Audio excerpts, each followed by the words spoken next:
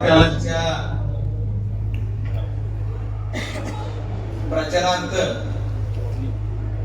आज भवानी माता मंदिरामध्ये हा जो प्रचाराचा शुभारंभ होत आहे श्रीफळ वाढवून या कार्यक्रमाला उपस्थित असलेले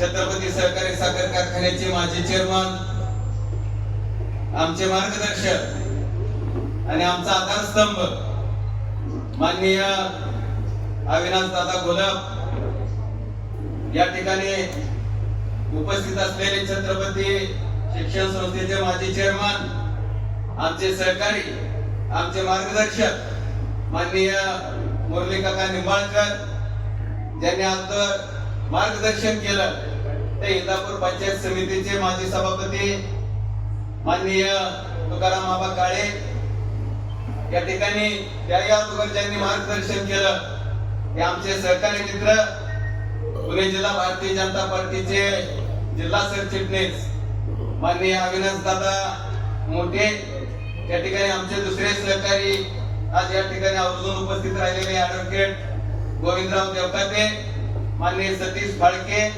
या ठिकाणी उपस्थित असलेले पीके सपकळ, तावशीचे सरपंच लालासाहेब सपकळ, आमचे दुसरे सहकारी पॅनल मध्ये उभा असलेले माझ्या बरोबर माननीय करण भैया गोदप, आता ज्यांनी आपल्या पॅनलला पाठिंबा दिला त्या सोवश्री श्रीनिवास कदम, या ठिकाणी कारखान्याचे माजी संचालक, आमचे मार्गदर्शक माननीय सोमनाथराव निंबाळकर, या ठिकाणी दुसरे माजी संचालक माननीय बापूराव सपकाळ दादा, या ठिकाणी उपस्थित असलेले ऍडव्होकेट प्रमोद परतडे, या ठिकाणी दुसरे सहकारी आमचे लालासाहेब निगडे, दीपकराव निंबाळकर, संजय पवार, लासुर्णेचे माजी उपसरपंच सुहास भोसले आणि प्रकाशराव चव्हाण, अरविंदराव जाधव, ज्यांनी आता आपल्या पॅनलला पाठिंबा दिला, ते बेलवाडी गावचे अरविंदराव जाधव, सतीशराव भोसले, रघु चौधर आणि सर्वच जण या ठिकाणी नाव घ्यायची म्हणजे तो वेळ पुरणार नाही, एवढा मोठ्या संख्येने आपण आज या ठिकाणी आला. सर्व उपस्थित मान्यवर आणि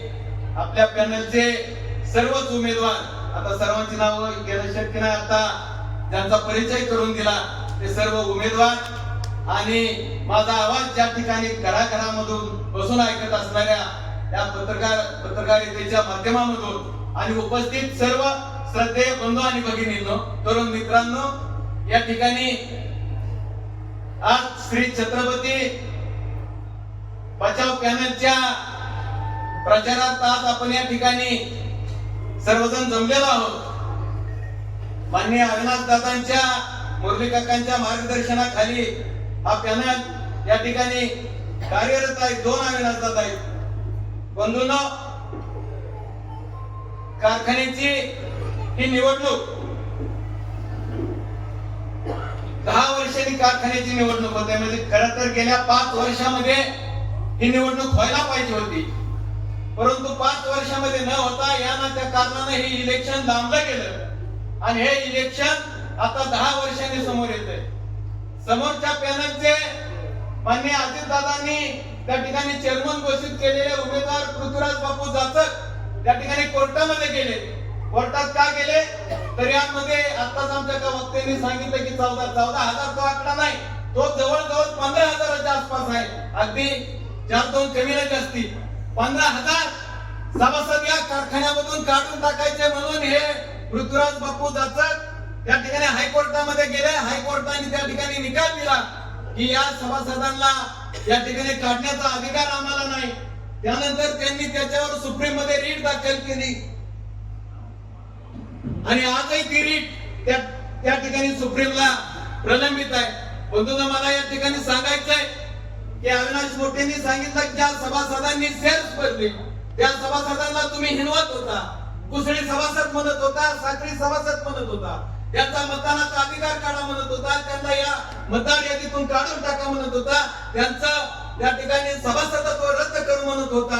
बंधूंनो, त्याच लोकांकडे आपल्याला मत मागायला जायचंय. मग खरा सवाल येतो, खरा प्रश्न येतो. बंधूंनो, या ठिकाणी छत्रपती बचाव पॅनलचा विजय झालेला आहे, ध्यानात ठेवा. कारण छत्रपती कारखान्याचे सर्व सभासद सुज्ञ आहेत. त्यांचा स्वाभिमान जागृत करण्याचं काम आमच्यासारख्या छोट्या कार्यकर्त्यांनी बंधूंनी या ठिकाणी केलेलं आहे. या सभासदांना तुम्ही जर काढून टाका म्हणून 5 वर्ष कारखान्याचं इलेक्शन लांबवलं, आजही तुमची याचिका सुप्रीमला दाखल आहे. आणि जर बंधूंनो चुकून हे कारखान्याचे चेअरमन झाले तर पहिल्या बोर्ड मीटिंगला यांचा निर्णय असेल या 15,000 लोकांना हाकलून द्यायचे.